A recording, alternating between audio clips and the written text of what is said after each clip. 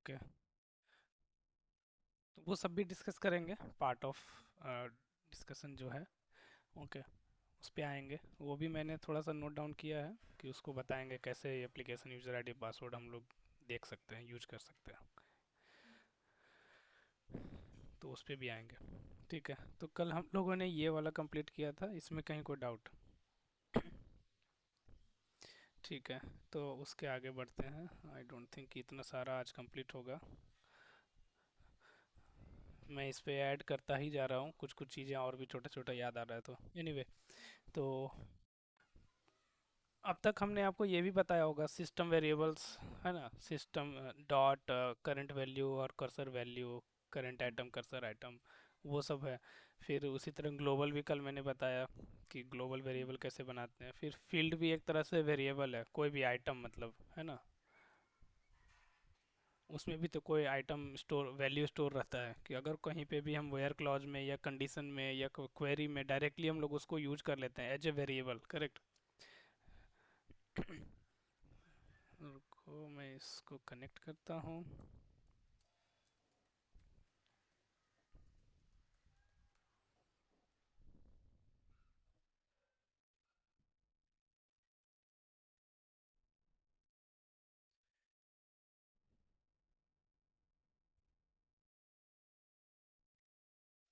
जैसे कल हम लोगों ने यहाँ पे यूज किया था, है ना, तो ये एज ए वेरिएबल, अगर यहाँ पे हम लोग कोई वेरिएबल यूज करें तो वो वेरिएबल भी यूज कर सकते हैं। तो ये, तो हमें जो कोड में जहाँ जहाँ चीज़ें लिखी हुई है वो हम लोग को समझ में आना चाहिए कि कौन किस तरह का वेरिएबल है। कि ये जैसे सिस्टम वेरिएबल है, वैसे ही यहाँ पे हमारा मान लो इसको हम लोग ऐसे भी लिख सकते थे। यहाँ पे कोई ग्लोबल वेरिएबल भी हम लोग यूज कर सकते हैं, है ना। ग्लोबल डॉट और जो भी हमारा वेरिएबल का नाम है, वर वन, ऐसा करके। तो वेरिएबल को हम लोग कहीं भी कैसे भी यूज़ कर, बट हमें पहचानना होगा कि ये सिस्टम वेरिएबल है, ये ग्लोबल वेरिएबल इस तरीके से रिप्रेजेंट होता है। अगर कोई लोकल वेरिएबल होगा तो डायरेक्ट ऐसा रहेगा, करेक्ट। अगर कोई पैकेज वेरिएबल होगा तो उस पैकेज का नाम होगा package dot variable name.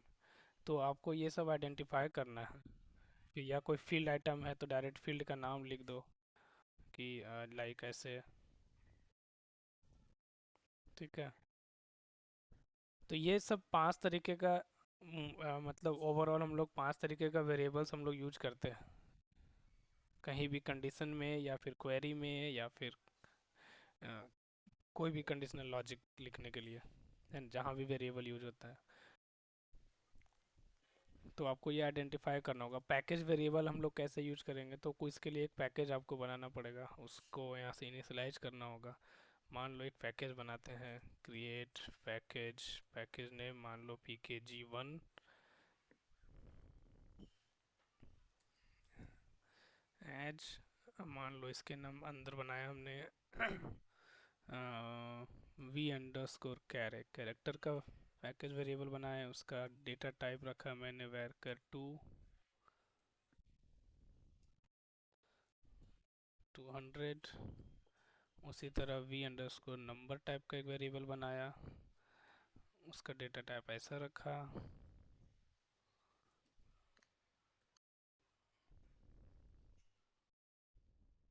Package बन गया। इसके अंदर और भी प्रोसीजर्स, फंक्शंस, कर्सर्स, ये सब भी डिफाइन होते हैं, बट इस पैकेज में मैंने सिर्फ इतना ही रखा है अभी समझने के लिए। बहुत कुछ बना सकते हैं इसके अंदर। तो फिलहाल ये पैकेज बन गया, ये पैकेज का स्पेसिफिकेशन है। तो बॉडी की ज़रूरत नहीं है क्योंकि मुझे कोई प्रोसीजर इसके अंदर है नहीं, आप इतना भी यूज कर सकते हो। तो मान लो ये पैकेज बन गया। यहाँ पे आप न्यू फॉर्म इंस्टेंस में यहाँ पे आप इनिशियलाइज कर सकते हो package one dot v car equals to जो भी इनिशियलाइज करना है, तो वो इनिशियलाइज हो गया। अब इस पैकेज वेरिएबल को कहीं भी आप यूज कर सकते हो कि मान लो सिमिलरली जैसे ग्लोबल वेरिएबल कैसे इनिशियलाइज किया उसमें वैल्यू डाल दिए, अब ये मेमोरी में रहेगा। अब इसको आगे जाके इसका वैल्यू चेंज कर सकते हो या फिर यूज कर सकते हो एज ए नॉर्मल वेरिएबल। तो मान लो यहाँ पे की नेक्स्ट आइटम में एग्जीक्यूट क्वेरी हो गया। उसके बाद हम यहाँ पे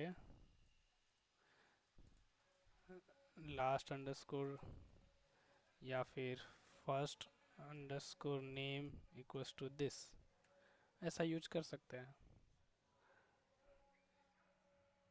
can not directly access remote access package, अच्छा, डायरेक्ट पैकेज को इस्तेमाल नहीं कर सकते, होना तो चाहिए। 25789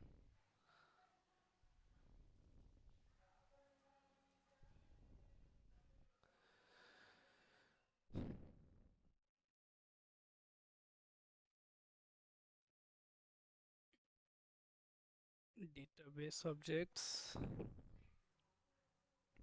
HR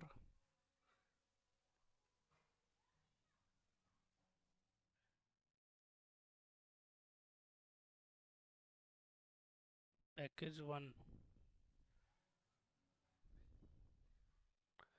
ये पैकेज 1 डिफाइंड है।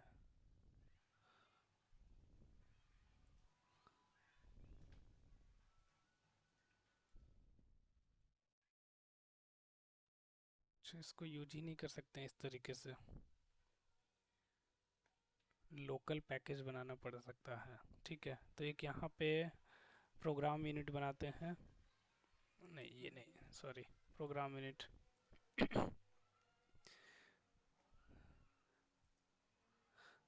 प्रोग्राम यूनिट क्या होता है, बेसिकली आपका एक तरह से जो प्रोसीजर फंक्शन या पैकेज जो हम लोग डेटाबेस में बनाते हैं, सेम चीज़ को आप यहाँ पे बना सकते हो, और ये लोकल रहेगा सिर्फ इसी फॉर्म में।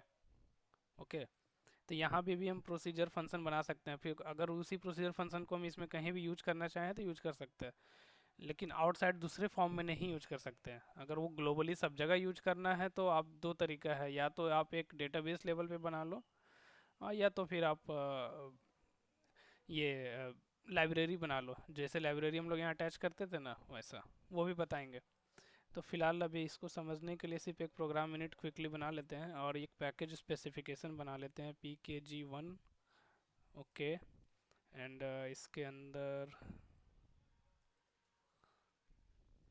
ये बन गया। आई होप कि अभी ये काम करना चाहिए। अभी ये लोकल वाले को ले रहा है, ठीक है। एंड यहाँ पे भी अगर कंपाइल करे जाके तो ये भी ले रहा है, ठीक है।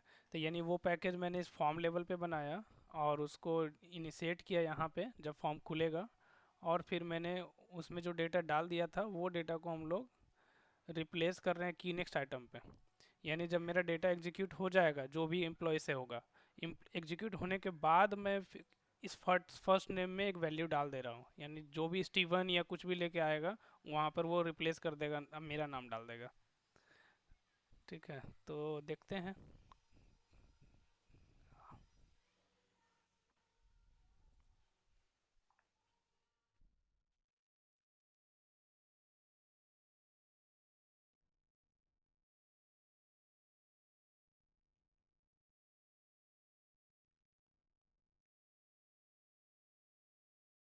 ये था ना। देखो यहाँ पे मेरा नाम डाल दिया उसने, है ना। तो हम लोग इस तरीके से यूज कर सकते हैं पैकेज वेरिएबल को। तो हम लोग ये भी एक तरह का वेरिएबल है, करेक्ट। अगर हम लोग ऐसा भी लिख सकते हैं कि यहाँ पे last underscore name equals to first underscore name, यानी पहले ही पैकेज वेरिएबल का वैल्यू को फर्स्ट नेम में डाला और फिर फर्स्ट नेम का वैल्यू को लास्ट नेम में भी डाल दिया, सेम। ठीक है, लेट्स सी। तो यहाँ भी दिनेश, यहाँ भी दिनेश। तो कहने का ये मतलब है कि आप जो फील्ड का नाम है, जो भी आइटम का नाम है, उसको भी एज ए वेरिएबल हम लोग यूज कर रहे हैं, एक तरह से वेरिएबल ही है, ये नाम है उसका और उसके अंदर वैल्यू है। फिर ये भी एक वेरिएबल है, पैकेज वेरिएबल। फिर उसी तरह सिस्टम वेरिएबल बताया आपको, और फिर ग्लोबल वेरिएबल बताया। उसी तरह एक लोकल वेरिएबल भी होता है, करेक्ट, जैसे हम लोग जो यहाँ पे डिक्लेयर करते हैं, है ना। डिक्लेयर यहाँ पे भी मान लो कि वी कैर वन करके एंड इसका डेटा टाइप वैर 2 एंड इस 200। इसमें शुरुआत में कुछ वैल्यू डाल देते हैं। ठीक है। एंड बिगिन एंड लास्ट में एंड। ठीक है। और यहाँ पे ईमेल में हम लोग यहाँ डाल सकते हैं इस चीज़ को, चाहे dinesh@gmail.com ऐसा कर सकते हैं। तो ये लोकल वेरिएबल्स असाइनमेंट हो गया। तो इस तरीके से हम लोग बहुत सारे चीज़ों को मतलब समझ सकते हैं कि कहाँ कहाँ कैसे यूज करना है। यहाँ पर देखो आ गया। तो कितने तरह का वेरिएबल और कैसे कैसे मतलब प्रोग्राम में आपको आगे चल करके अगर कोई एग्जिस्टिंग कोई फॉर्म होगा आपके कंपनी में जो काम कर रहे होगे, वहाँ बहुत सारा बड़ा सा लॉजिक होगा, तो आपको आइडेंटिफाई करना होगा कि किधर से क्या क्या हो रहा है, ये क्या है, इसका मतलब क्या है, ऐसे क्यों लिखा हुआ है ये। तो आपको समझना होगा कि जब भी होगा पैकेज तो आगे में पैकेज का नाम होगा। जरूरी नहीं कि पीकेजी लिखो, कुछ भी नाम हो लेकिन डॉट करके होगा। तो यानी उस पैकेज के अंदर ये वेरिएबल बना हुआ है। या फिर कई बार ये एक फंक्शन भी हो सकता है, देखने में लगता है ऐसा। ठीक है। मान लो ये फंक्शन भी हो सकता है, फंक्शन भी रिटर्न करता है वैल्यू, तो वहाँ पे आपको फंक्शन भी तो एक रिटर्न ही करता है ना वैल्यू। जब उसको कॉल करोगे तो उसको लेफ्ट साइड में लिखना पड़ता है वेरिएबल का नाम, करेक्ट, कि जिसमें वो रिटर्न करेगा वैल्यू। तो ये फंक्शन भी हो सकता है, तो आपको उस पैकेज में जाके देखना पड़ेगा। ठीक है। मान लेते हैं कि यहाँ पे आए पैकेज में। ठीक है। और यहाँ पे एक फंक्शन डिफाइन कर दिए। ठीक है। फंक्शन वी एफ एन या फिर एफ एन टेस्ट। ओके। और इसमें चाहो तो कुछ इनपुट पैरामीटर डालो, नहीं डालना है तो ऐसे ही डायरेक्ट रिटर्न कर दो। रिटर्न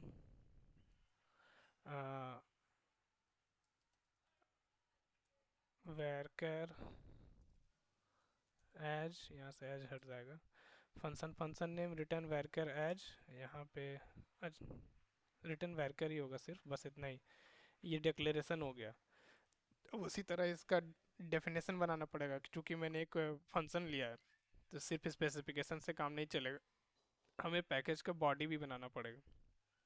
तो pkg1 करके पैकेज बॉडी, pkg1 यहाँ बॉडी, और उसके अंदर ये लिख लो, यहाँ पर पैकेज बॉडी है। ये वेरिएबल की ज़रूरत नहीं, वेरिएबल उधर असाइंड था, सिर्फ यहाँ इसका डिक्लेरेशन। तो यहाँ के बाद आपको लिखना होगा एज बिगिन, ये फंक्शन का जो सिंटैक्स होता है जो डेटाबेस में वही रहेगा। ठीक है। और यहाँ पर आप चाहो तो कोई कैलकुलेशन लिख सकते हो, सेलेक्ट स्टेटमेंट लिख सकते हो। मान लो यहाँ पर लिख सकते हैं select first underscore name into एक लोकल वेरिएबल भी ले लेते हैं। लोकल मतलब इसी फंक्शन के लिए है ना, वी नेम वेर कर 200। ठीक है। तो वी नेम में इसको डाल दो। फ्रॉम कहाँ से, employees underscore image where employee underscore ID equals to. अभी यहाँ पे एम्प्लॉय आईडी फ़िलहाल मैं हार्ड कोड कर रहा हूँ। ठीक है। 105। चाहे तो ये एम्प्लॉय आईडी फंक्शन में पैरामीटर में डाल देंगे तो वो आ जाएगा, चलो एक डाल ही देते हैं, P underscore E M P I D, और इसको पैरामीटर में यहाँ डाल दो E M P I D number. ठीक है। ऐसा डाल सकते हो। और यहाँ जब इस वेरिएबल में वैल्यू आ गया है तो यहाँ पर लिख दो रिटर्न ये वैल्यू, यानी वी नेम को रिटर्न कर दो ये फंक्शन जब कॉल ख़त्म होगा तो यानी यहाँ पे अगर हम एक 100 डालेंगे तो ये 100 के लिए क्वेरी करेगा और उसका फर्स्ट नेम फेच करेगा और फर्स्ट नेम को यहाँ से रिटर्न कर देगा इस फंक्शन कॉल से। अगर यहाँ पर 105 डालेंगे फंक्शन कॉल करते समय तो 105 का जो फर्स्ट नेम होगा वो रिटर्न होगा, बस। तो ये फंक्शन आप ऐसा बना सकते हो। अभी अभी अभी अभी यहाँ पे इसमें बॉडी में बनाया है तो यहाँ पर भी स्पेसिफिकेशन सेम होना चाहिए, यहाँ पर भी पैरामीटर डालना होगा, नहीं तो मिसमैच होगा। ठीक है। अभी कंपाइल करें। वी नेम वी नेम अच्छा, एच के बाद होगा लगता है।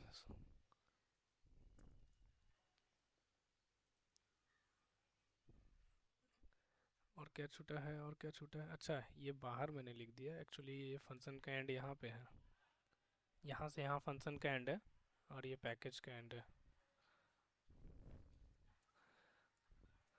ठीक है, कंपाइल हो गया,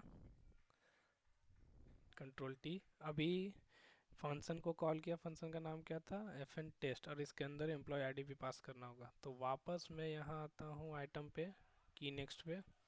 तो यहाँ पे भी पैकेज नेम सेम है। अब यहाँ वेरिएबल डाले तो डायरेक्ट वेरिएबल में वैल्यू तो सिंपली है जो शुरुआत में मैंने वेन न्यू फॉर्म इंस्टेंस पे सेट किया था। अगर यहाँ पे फंक्शन रखना है तो फंक्शन नाम रख दो, और यहाँ पर आप अंदर में 100 पास कर दो। 100 के जगह पे मान लो 105 पास किया, तो उसका जो फर्स्ट नेम होगा उठा के लाएगा और इधर डालेगा फर्स्ट नेम में। मैं कॉल करूँगा 100 के लिए, ठीक है। एक, यहाँ 105 है ना, एक, अरे ये सेव हो गया था क्या, 105 में दिनेश क्यों दिखा रहा है, ऐसा कैसे। अच्छा बार बार तो वही दिखाएगा ना यार, मैं भी, क्योंकि मैंने वहाँ फिक्स कर दिया है ना। ठीक है, तो कोई दूसरा employee, select star from employee underscore image,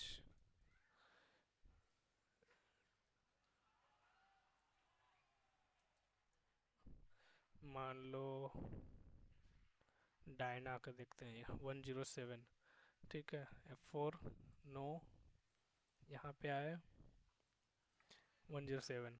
मैं, ठीक है, अब इसको कंपाइल करते हैं, वापस इधर आते हैं। तो मैं 105 के लिए फायर कर रहा हूँ, ठीक है, लेकिन नाम आ रहा है डायना का, है ना। तो 105 का फर्स्ट नेम लास्ट नेम को आ तो गया था शुरुआत में, लेकिन उसके बाद एक्सप्लिसिटली मैंने बोला कि आप फिर से नाम चेंज कर दो, फर्स्ट नेम लास्ट नेम और ईमेल। ईमेल तो सेम है क्योंकि हार्ड कोड है, लेकिन जो फर्स्ट नेम में गया वही लास्ट नेम में भी डाल रहे हैं, और वो फर्स्ट नेम कहाँ से आ रहा है, फंक्शन से। तो ये सब जो मेथड्स है, मतलब आपको इस तरीके से दिखेगा तो आपको ऐसे कंफ्यूज नहीं होना है कि ये क्या चीज़ है, ये ऐसा क्यों काम कर रहा है, ये कैसे काम कर रहा है ना।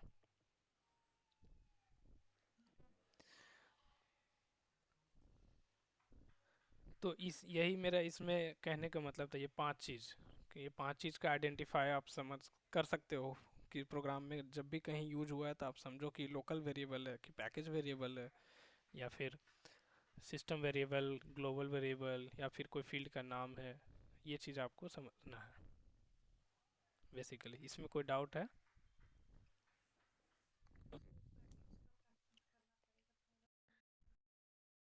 हाँ, पैकेज तो देखो, पैकेज आपको डेटाबेस लेवल पे जैसे यूज करते हैं वैसे यहाँ भी यूज करना है, सिमिलर है। अगर मैं यहाँ पे प्रोग्राम यूनिट से डेटाबेस लेवल का जो पैकेज को कॉपी पेस्ट करके उधर बाहर बनाऊँ डेटाबेस में, तो वो वहाँ भी वैसे ही बनेगा, सिंटेक्स सब कुछ वही है।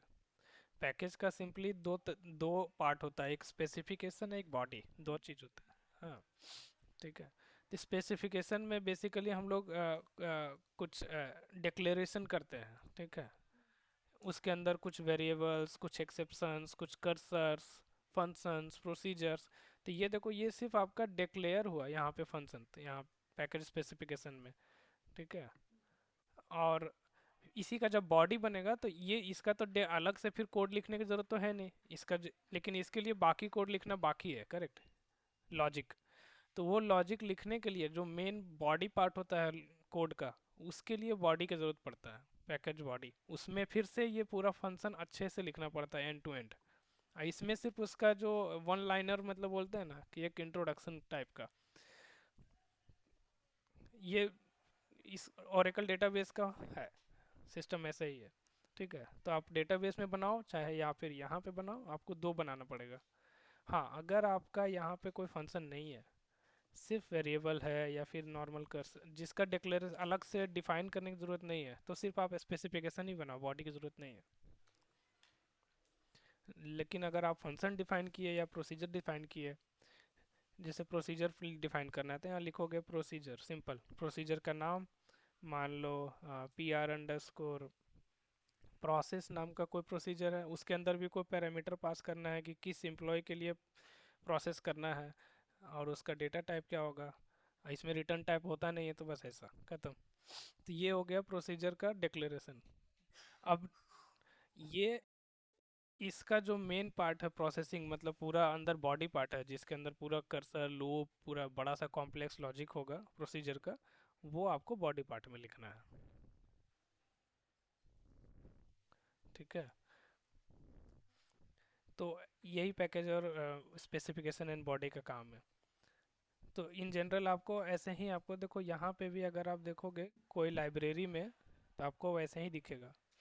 अ, मैं एक लाइब्रेरी PLSQL लाइब्रेरी खोलता हूँ।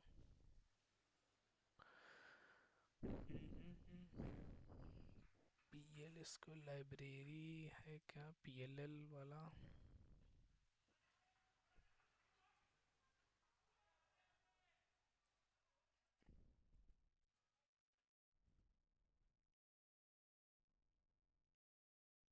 ठीक है, ये देखो लाइब्रेरी बना बनाया है, इसके अंदर आपको डायरेक्ट फंक्शन भी है, प्रोसीजर भी है। देखो package specification, package body, same नाम है दोनों का। अगर आप इसको एक्सपेंड करोगे तो इसके अंदर क्या क्या है इस स्पेसिफिकेशन में, यहाँ पर उसने ये क्या है, इसमें रिटर्न टाइप नहीं है, तो ये सारे प्रोसीजर्स है, ये चार। ठीक है, इसने चार प्रोसीजर बनाया, फिर यही चार का आप अगर इसमें इसी का बॉडी में जाकर देखोगे तो फिर चार यहाँ पे बना होगा। अच्छा, यहाँ पे बॉडी ऐसे दिखता नहीं है, इसको ऐसे डबल क्लिक करेंगे तब वही चार का देखो यहाँ पर फिर पूरा कोड लिखा हुआ है। लेकिन अगर पहले वाले पे क्लिक करेंगे तो यहाँ कुछ नहीं है, क्योंकि इसका इतना ही है जो दिख रहा है, बस इतना ही है, इसके अंदर कुछ कोड नहीं है। तो रीड इमेज फाइल को देखोगे तो रीड इमेज फाइल का फिर यहाँ से पूरा डिटेल में कोड लिखा हुआ है भर के, है ना। और ये पैकेज है। तो यही इसका बेसिक फंडा है स्पेसिफिकेशन एंड बॉडी का। तो ये दोनों जब बन गया तो आप फिर उसको यूज कर लो कहीं भी। अ, ठीक है। तो आप उसका जैसे चाहो वैसे यूज कर सकते हो, या तो यहाँ पर आप फंक्शन के थ्रू उसमें डेटा फीड करो, या फिर इसमें वैल्यू डाल दो, जो वैल्यू मतलब वेरिएबल भी यूज कर सकते हो। दोनों में से जो मेथड, ये लोकल वेरिएबल है, तो इस तरह से वेरिएबल हम लोग यूज करते हैं। ठीक है, एक बार ट्राई करोगे तो फिर और क्लैरिटी आएगा। अब उसी तरह प्रोग्राम मिनट बनता कैसे है, तो वो हमने अभी जस्ट इस वजह से हमने ये भी देख लिया कि प्रोग्राम मिनट बनता कैसे है। करेक्ट। तो प्रोग्राम मिनट हम लोग अभी जस्ट बनाए थे यहाँ पे, ये प्रोग्राम यूनिट ही है। पैकेज स्पेसिफिकेशन, पैकेज बॉडी, जरूरी नहीं कि सिर्फ पैकेज ही बनाए, इंडिपेंडेंट हम लोग प्रोसीजर भी बना सकते हैं, फंक्शन भी बना। तो यहाँ पर अगर कोई प्रोसीजर बनाना है, मान लो PR_, कुछ भी बना सकते हैं, सिर्फ डायरेक्ट प्रोसीजर बना सकते हैं। ठीक है, मान लो ऐसे, तो ये एक प्रोसीजर बन गया इंडिपेंडेंट है वो, इसके लिए पैकेज की जरूरत नहीं, इंडिपेंडेंट डायरेक्ट इसका नाम लिखो ये काम करेगा। फिर इंडिपेंडेंट फंक्शन भी बना सकते हैं कि FN_, लास्ट अंडरस्कोर नेम करके, कि यानी इसको कॉल करोगे तो लास्ट नेम रिटर्न करेगा यहाँ पे, है ना। यहाँ देखो रिटर्न का डेटा टाइप छोड़ के रखा है स्पेस, ताकि आप यहाँ, हाँ, फंक्शन प्रोसीजर कहीं भी हम लोग कर्सर यूज कर सकते हैं।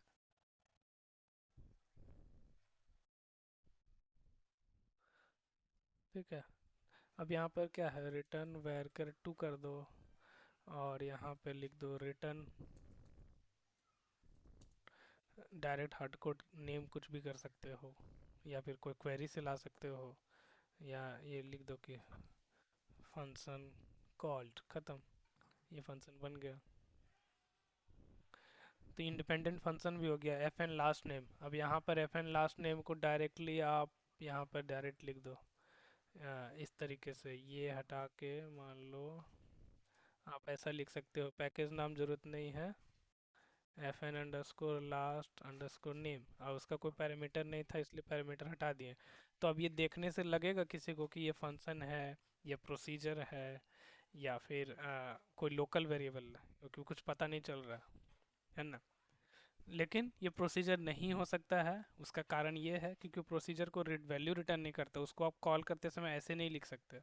प्रोसीजर हमेशा ऐसे लिखाएगा डायरेक्ट उसके लेफ्ट साइड में, क्योंकि वो कुछ रिटर्न नहीं करता है।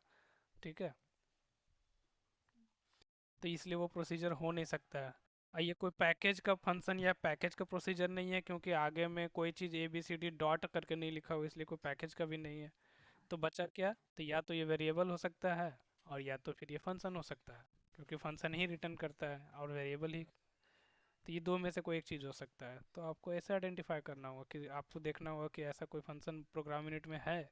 जरूरी नहीं कि प्रोग्राम यूनिट में ही, अगर ऐसा फंक्शन हम लोग डेटाबेस लेवल पे भी बना के रख सकते हैं तो डायरेक्ट यहाँ काम करेगा। पैकेज तो नहीं काम किया लेकिन फंक्शन काम करेगा। ठीक है, जैस बताएंगे वो भी। तो आप ऐसे भी लिख सकते हो। ठीक है, चलो इसको देखते हैं। Control T S. तो अभी क्या होगा, फंक्शन कॉल्ड करके आएगा फर्स्ट नेम में भी लास्ट नेम में भी। करेक्ट, देखते हैं। तो देखो फंक्शन कॉल्ड, फंक्शन कॉल्ड।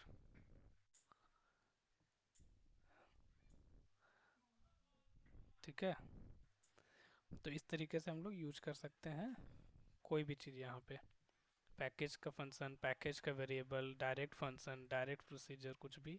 तो आपको ये समझना होगा कि ऐसे लिखा है इसका मतलब क्या है, ये क्या चीज़ है ये। तो आपको बेसिकली तो फाइंड आउट करना होगा कि यहाँ पर आकर के देखो प्रोग्राम यूनिट में क्या सेम नाम का है, तो है। अगर यहाँ भी नहीं है तो उसको आप डायरेक्टली यहाँ पर सीधा सर्च कर लो। ठीक है, मान लो इधर ऊपर में क्लिक किया और यहाँ सर्च किए F N under score L A S T, तो वो सीधा नीचे ले आएगा जहाँ कहीं भी होगा, है ना। तो यहाँ कहीं भी नहीं है तो फिर आप डेटाबेस में ले जाके देखो, उसका नाम पर शिफ्ट F4 करो कि वो ऑब्जेक्ट है क्या, कहीं ना कहीं आपको मिल जाएगा। क्योंकि कहीं तो रहेगा तभी तो कंपाइल में एरर नहीं आ रहा। तो या तो फॉर्म लेवल पे है या तो डीबी लेवल पे है। ठीक है, तो इस तरीके से हम लोग प्रोग्राम यूनिट बनाते हैं। लेकिन ये प्रोग्राम यूनिट का जो फंक्शन है या प्रोसीजर है या फिर ये पैकेज है, ये सारे चीज़ इसी फॉर्म के लिए है, इस फंक्शन को हम दूसरे फॉर्म में यूज़ नहीं कर सकते हैं। अगर आपको ऐसा फंक्शन या प्रोसीजर बनाना चाहते हो कि रीयूजेबिलिटी, मतलब उसको जेनेरिक टाइप का बनाते हो और उसको चाहते हो कि हर जगह काम में आए, कोई भी फॉर्म में जनरल काम में आए, तो आप उसको प्रोग्राम यूनिट को आप लाइब्रेरी बना सकते हो। जैसे ये लाइब्रेरी है ना, ये जनरल पर्पस बना हुआ है, आप लाइब्रेरी को इधर अटैच करो जिस फॉर्म में, उस फॉर्म में उसको यूज कर सकते हो। या फिर उसको डेटाबेस लेवल पे बना दो, तो जहाँ पे भी कोई भी फॉर्म में हम उसका नाम जैसे डालेंगे तो वो कॉल होगा डेटाबेस से, है ना। क्योंकि वो सेंट्रल रिपोजिटरी है एक तरह से। करेक्ट, तो अभी देखते हैं उसको, है ना, कैसे वो काम करता है। तो एक काम करते हैं, यहाँ पे फंक्शन के अंदर इसको छोटा करते हैं। कहाँ गया प्रोग्राम यूनिट, हाँ। तो फंक्शन कॉल्ड, चाहे लिख देते हैं फंक्शन फॉर्म्स। ओके, और एक ऐसा ही फंक्शन बनाते हैं यहाँ पे भी। ठीक है, सेम नाम का, और इसमें लिख देते हैं फंक्शन, फंक्शन डीबी। लेकिन यहाँ पर ऐसे क्रिएट लिखना पड़ता है ना, बस इतना ही डिफरेंस है। हाँ, फर्स्ट टाइम है तो क्रिएट, अगर दोबारा फिर से चेंज करना है तो और रिप्लेस लगाना पड़ेगा। तो ये फंक्शन बन गया। अभी अगर शिफ्ट F4 करेंगे इस पर, जैसे टेबल पे किए थे, तो इसका भी डेफिनेशन दिखेगा। देखो दिख गया। ठीक है, कुछ चेंज करना है तो यहाँ पर चेंज कर दो और ये कंपाइल दबा दो तो कंपाइल हो जाएगा ऐसे। तो वापस से रिकम्पाइल हो गया। ठीक है, तो हमने ये अलग अलग वर्ड रखा है यहाँ पे ना, यहाँ फॉर्म्स वहाँ डीबी इसलिए रखा कि हम लोग देखेंगे कि ये किसको कॉल करता है। क्योंकि एफ एन लास्ट नेम हमने यहाँ कॉल किया है। ठीक है, तो अब ये जब कॉल होगा तो यहाँ पर फर्स्ट नेम के फील्ड में क्या आएगा, फंक्शन फॉर्म्स या फिर फंक्शन डीबी। ठीक है। तो फंक्शन बाय डिफ़ॉल्ट आपको हम बताए थे ना, ट्रिगर के टाइम में भी याद होगा कि अगर 3 लेवल पे ट्रिगर है तो पहले जो सबसे नियरेस्ट होगा उसको वो यूज करता है। तो नियरेस्ट क्या है इस फॉर्म में, लोकल। लोकल ये फंक्शन है तो वो डीबी पे नहीं जाएगा, सर्च करेगा ही नहीं।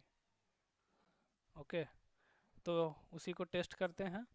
अगर ऐसे लिखें, दोनों लेवल पे मेरा बना हुआ है, अब देखते हैं कि ये किसको चूज करता है। Let's see. तो इसने फंक्शन फॉर्म्स को यूज किया क्योंकि उसके पास लोकल था, वो डीबी तक पहुंचा ही नहीं, है ना।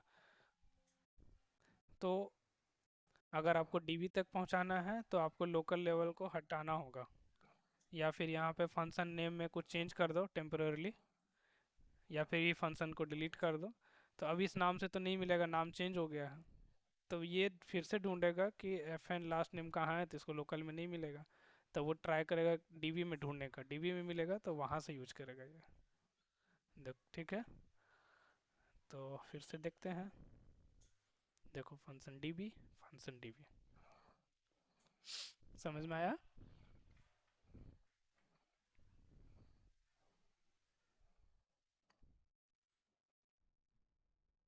कोई डाउट है इसमें?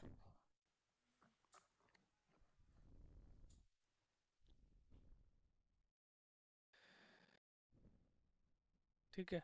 तो यही प्रोग्राम यूनिट का बेसिक फंडा है। प्रोग्राम यूनिट हम लोग क्यों बनाते हैं, अगर क्योंकि देखो अगर कोई भी बटन पे या की नेक्स्ट पे अगर बड़ा सा मतलब 100 लाइन 200 लाइन, एक्चुअली में उससे भी ज़्यादा बड़ा प्रोसीजर एंड फंक्शंस होता है, तो क्या उतना बड़ा लाइंस को हम यहाँ पर लिखें, that is not good. Correct. वो सारा लाइंस, इतने सारे कॉम्प्लेक्स लॉजिक को यहाँ पे नहीं लिख सकते, डिबग करने में आसान, क्योंकि यहाँ पे इसका भी तो अपना सेट ऑफ लाइंस और भी होगा।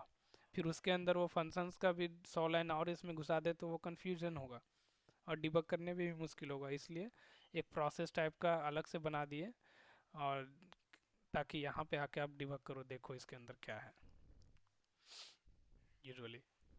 और ज़रूरी नहीं है कि एक फंक्शन है तो एक ही जगह पे काम आए। मान लो कि कोई ऐसा फंक्शन बना है जो एम्प्लॉय आईडी के फील्ड नेम पे भी लिखा हुआ है, फिर कहीं पर हो सकता है जॉब आईडी के जगह पे भी हम लोग यूज कर रहे हैं, तो उतने बार हमको बार बार तो नहीं लिखना पड़ेगा ना सेम कोड। करेक्ट। तो वो कोड का रीयूजेबिलिटी के लिए अलग बना दिया गया है, और उसको सिर्फ यूज कर लो जहाँ जहाँ आपको इस फॉर्म में कहीं कहीं भी ज़रूरत पड़ता है, तो सिर्फ उसका नाम डालना है बस। इसलिए फंक्शन प्रोसीजर्स हम लोग अलग से बना के रखते हैं यहाँ पे प्रोग्राम यूनिट में। और अगर इंडिपेंडेंट है कि वो सेम फंक्शन कहीं या दूसरे फॉर्म में भी यूज हो तो आप तो उसको डीबी लेवल पे बना सकते हो। ठीक है। अभी इसी को दूसरा मेथड है, ये भी है कि हम लोग इस प्रोग्राम यूनिट को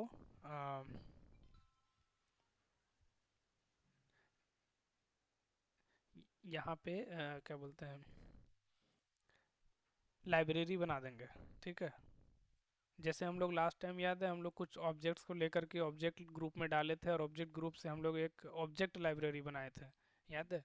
और ऑब्जेक्ट लाइब्रेरी को जैसे ही किसी भी फॉर्म में अटैच करते थे तो ऑटोमेटिक हमारा एग्जिट बटन और जो जो हम लोग यूज किए थे वो ऑटोमेटिक आ रहा था, जैसे ये वाला। करेक्ट। तो सिमिलरली हम लोग इसी तरह प्रोग्राम्स मतलब प्रोसीजर फंक्शन पैकेज इन सब का भी एक लाइब्रेरी बनाएंगे।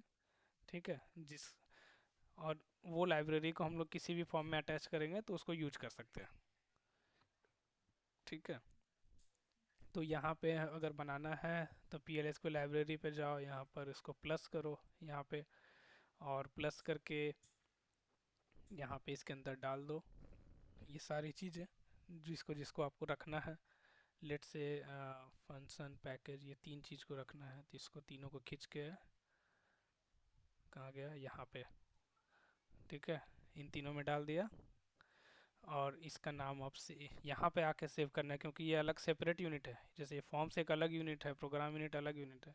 तो यहाँ पे क्लिक के सेव करेंगे तो वो पीएलएल फाइल बनाएगा, जैसे वेबिटिल का पीएलएल था, है ना। तो यहाँ पे मान लो कि माई अंडरस्कोर लाइब्रेरी करके पीएलएल बना दिए। क्या एरर आ गया? Control T, control S, unable to fetch record from table tool module. ये क्या नया लफड़ा है?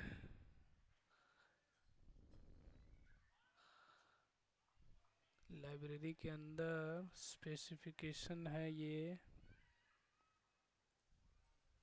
बॉडी है, ये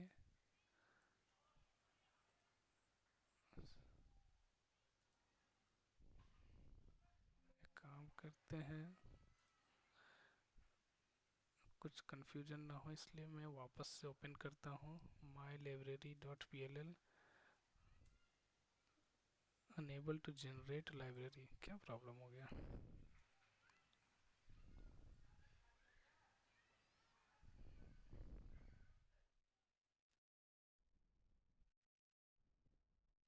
जनरेट भी तो हो गया है, फिर भी ये क्यों? देखते हैं, यहाँ पे अटैच करके देखते हैं पहले। ब्राउज माई लाइब्रेरी, अटैच। ये जब भी लाइब्रेरी अटैच करोगे, अगर आप यस कर दोगे, remove path equals to yes, तो और इसको सेव करके बंद करोगे, फिर से खोलोगे, तो वो लाइब्रेरी का एरर देगा। देखो, can not attach library my library. आपको फिर से अटैच करना पड़ेगा जितने बार फॉर्म खोलोगे। तो जब भी आप ऐसा करोगे, तो इस पर नो करना, remove path equals to no. और अब सेव करोगे, बंद करोगे और फॉर्म को फिर से खोलोगे, तो वो लाइब्रेरी अटैचमेंट नहीं हटेगा। ठीक है? तो यहाँ पे मेरा माई लाइब्रेरी बन गया। इसके अंदर तीन चीज़ें डिफाइंड भी हैं, और उसको आप ये लोकल वाला को चाहो तो यहाँ से इसे डिलीट कर दो। डिलीट हो गया। ठीक है? और ये फंक्शन के अंदर क्या लिखा हुआ है, तो इसको अगर कभी ऐसे समझना हो, कभी भी कोई भी लाइब्रेरी है उसमें आपको यहाँ पे कोड नहीं दिखेगा, अगर आपको देखना भी होगा तो, चाहे बॉडी ही क्यों ना हो। ठीक है? तो उसको देखने के लिए आपको यहाँ से यहाँ खींच करके नीचे प्रोग्राम मिनट पे ला के छोड़ दो, यहाँ पे ऐसे। उसके बाद इस पे डबल क्लिक करोगे तो उसके अंदर क्या लिखा हुआ आप देख सकते हो। ठीक है? तो यहाँ पे इस तरह से हम लोग लाइब्रेरी यूज करते हैं। ओके। अब library F N last name हमने ऑलरेडी यहाँ पे डाल रखा है ना, यूज में, ट्रिगर पे। तो ये अभी भी काम करेगा, क्योंकि इस बार मैंने लोकल प्रोग्राम यूनिट नहीं, ये लाइब्रेरी वाला प्रोग्राम यूनिट है ये, है ना? तो वो भी काम करेगा।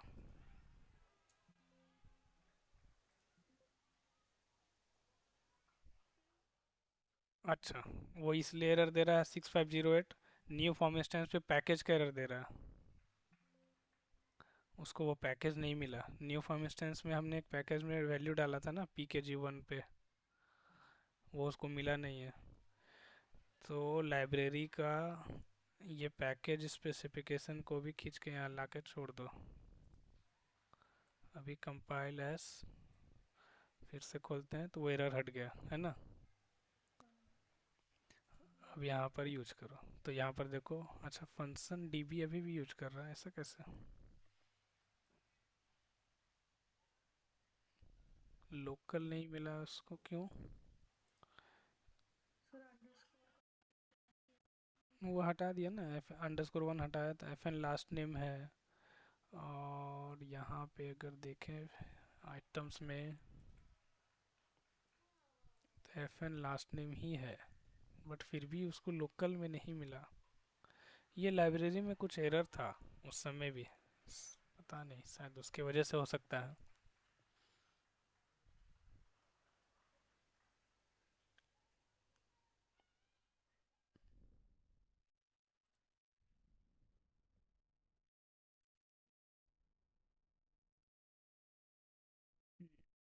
डीबी वाला कॉल कर रहा है, इसका देखना पड़ेगा।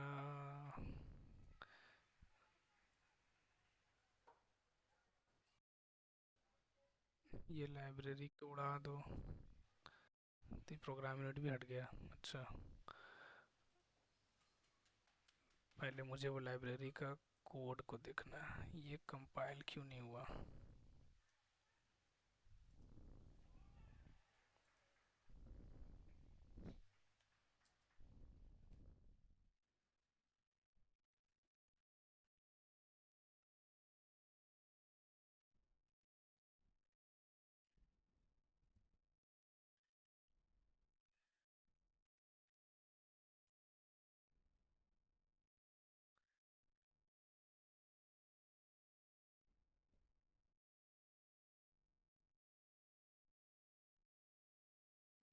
क्या एरर है, एक मिनट देखते हैं।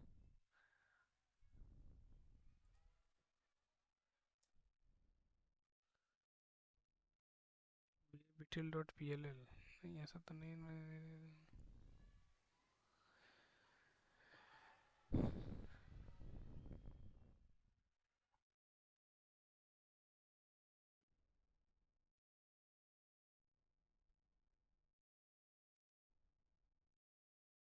देखना पड़ेगा, छोड़ो।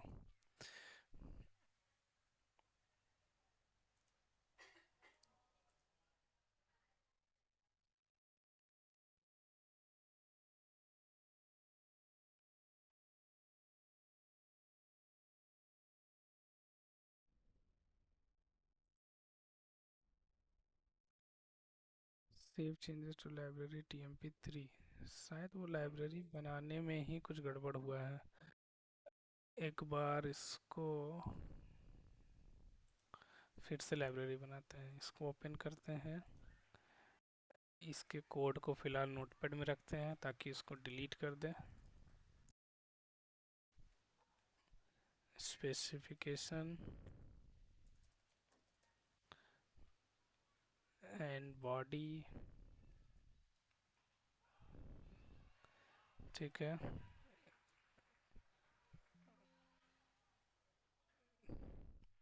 और यहाँ पे प्रोग्राम मिनट्स बनाते हैं।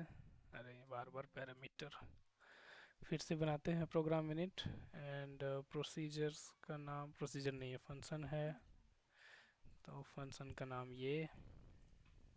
ओके, फंक्शन बन गया। पैकेज स्पेक,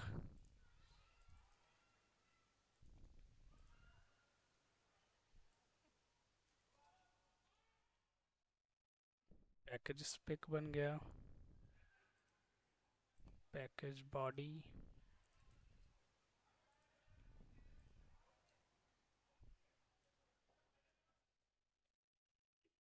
पैकेज बॉडी बन गया, ये तीनों। और यहाँ पे जाकर मैं लाइब्रेरी को हटा देता हूँ, एकदम फ्रेश। और यहाँ पे लाइब्रेरी में एक प्लस किया,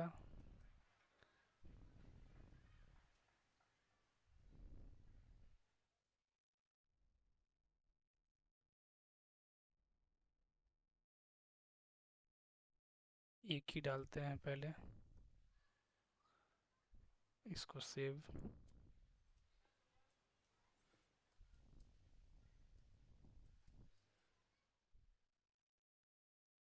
control T, control S, unable to fetch record from table tool dot module. कुछ तो गड़बड़ है यार, क्या हो रहा है।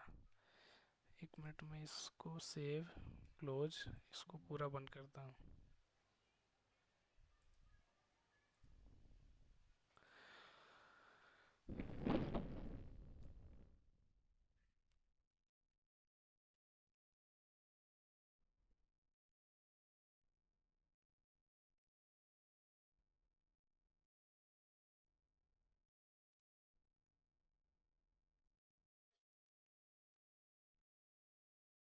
plx भी तो कंपाइल हो जा रहा है। लाइब्रेरी खुला, कंट्रोल टी, कंट्रोल एस, देखो अभी ले लिया, एरर नहीं आया। उस समय कुछ प्रॉब्लम होगा। तो इसी तरीके से मेरे प्रोग्राम यूनिट में दो चीज़ और हैं, इसको भी मैं इस लाइब्रेरी में डाल देता हूँ।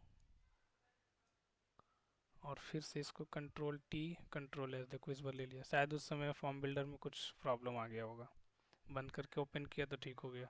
कंट्रोल टी, कंट्रोल एस हो गया, ठीक है। अब मैं यहाँ से लाइब्रेरी को हटा देता हूँ और यहाँ से अटैच लाइब्रेरी कर लेता हूँ जो मैंने अभी बनाया, माई लिव अटैच नो, ये बन गया। अब इन तीनों को खींच करके यहाँ पर प्रोग्राम यूनिट में ले आओ, देन यू कैन रू यूज। अब यूज कर, ये लाइब्रेरी का है ना, अगर लाइब्रेरी यहाँ से डिलीट करेंगे तो ये तीनों भी डिलीट हो जाएगा, ये इंडिविजुअल वाला नहीं है। तो मतलब मुझे ये कोड बार बार ये लिखना नहीं पड़ेगा, आपको बस अटैच लाइब्रेरी करना है और इधर यूज करना है। ओके, किसी भी फॉर्म में। तो अब यहाँ पे देखते हैं आइटम्स एम्प्लॉय आईडी, यहाँ सब कुछ तो लिखा ही है वैसे। एफ एन लास्ट नेम, तो F N last name should work, F N last name यहाँ पर मिलना चाहिए इसको। कंट्रोल टी कंट्रोल एस, अभी भी डीबी हो रहा है, क्या प्रॉब्लम है यार, इसको डिटेक्ट ही नहीं कर पा रहा है।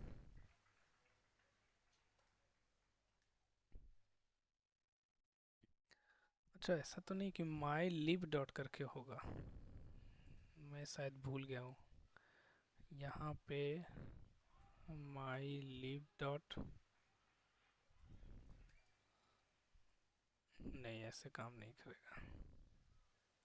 ठीक है, इसको देखते हैं, आई डोंट नो कुछ छूट रहा होगा, ध्यान में नहीं है।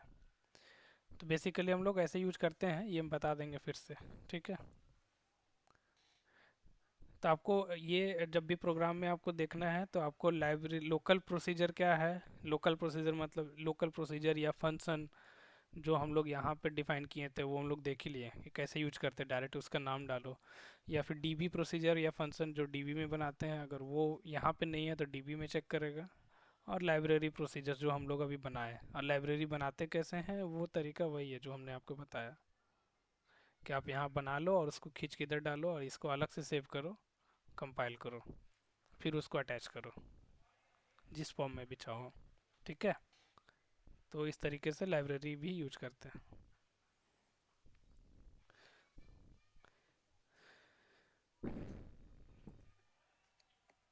इसमें यहाँ तक कोई डाउट है क्या, एक्सेप्ट वो अभी जो डिटेक्ट नहीं कर रहा, आई डोंट। क्योंकि अभी उसको डिबग करेंगे उसमें टाइम जाएगा। हम बेसिक, हमारा फोकस ये है कि उसको कंसेप्ट का समझना, और वो डिबगिंग वाला पार्ट हम बैकग्राउंड में बाद में करके भी आपको बता सकते हैं, है ना। तो उसमें डिबग करेंगे तो बाकी चीज़ कवर नहीं कर पाएंगे, कुछ छूट रहा होगा। तो बेसिकली यही है, प्रोग्राम यूनिट क्या है और लोकल प्रोसीजर, और फिर ये अटैच लाइब्रेरी भी, लाइब्रेरी अटैच बनता कैसे अटैच करना है, वहाँ पर नो का ऑप्शन आएगा। और लाइब्रेरी बनता कैसे है ना।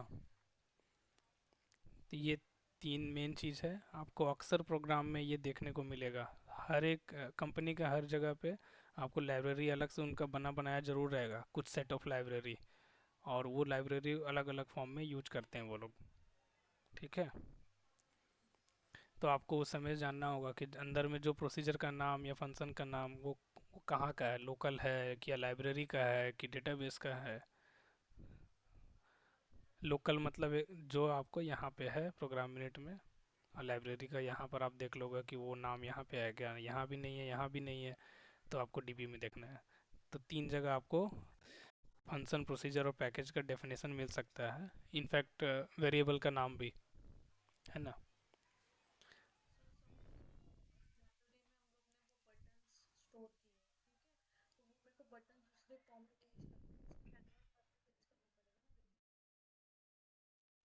नहीं, लाइब्रेरी आप, ये वो लाइब्रेरी नहीं है, वो ऑब्जेक्ट लाइब्रेरी था जो आप बटन्स आप बोल रहे हो। वो ऑब्जेक्ट लाइब्रेरी नाम से ही पता चलता है कि उसमें ऑब्जेक्ट्स रहेंगे। ऑब्जेक्ट बोले तो कुछ buttons, text box, radio button, या जो भी अलग अलग तरह का। हाँ, तो वो ऑब्जेक्ट लाइब्रेरी है। उसको तो आपको यहाँ पर अटैच करना होगा, नीचे से खींच के ऊपर लाते थे ना यहाँ पे, ये वाला वेब विटिल का, और ये वाला यहाँ से ड्रैग एंड ड्रॉप करते थे, और फिर वो पूछता था सब क्लास करना है क्या, तो वो अलग चीज़ है। हाँ, तो वो ऑब्जेक्ट, इसमें सिर्फ कोड रहेगा। ये पीएल इसको लाइब्रेरी बोल सकते हो इसको। ठीक है, तो ये पीएल एसक्यूएल लाइब्रेरी है और ये ऑब्जेक्ट लाइब्रेरी, दोनों अलग अलग चीज़ है। पर्पस एक ही है दोनों का, रीयूजेबिलिटी, है ना। और प्रोग्राम यूनिट तो आप समझ गए। ठीक है, इसमें ये तीन चीज़ हो गया। अब आगे थोड़ा बढ़ते हैं, ये भी हो ही गया। एक ये है रन डीडीएल कमांड्स, ये भी एक बार देख लेते हैं। ये मैंने कल ही ऐड किया है सब, रन डीडीएल कमांड को, कि अगर कोई डीडीएल कमांड हमें यहाँ पर एग्जीक्यूट करना है तो वो कैसे होगा। ठीक है, जैसे आ, यहाँ पे एक काम करते हैं, यहाँ पे एक बटन बनाते हैं पहले।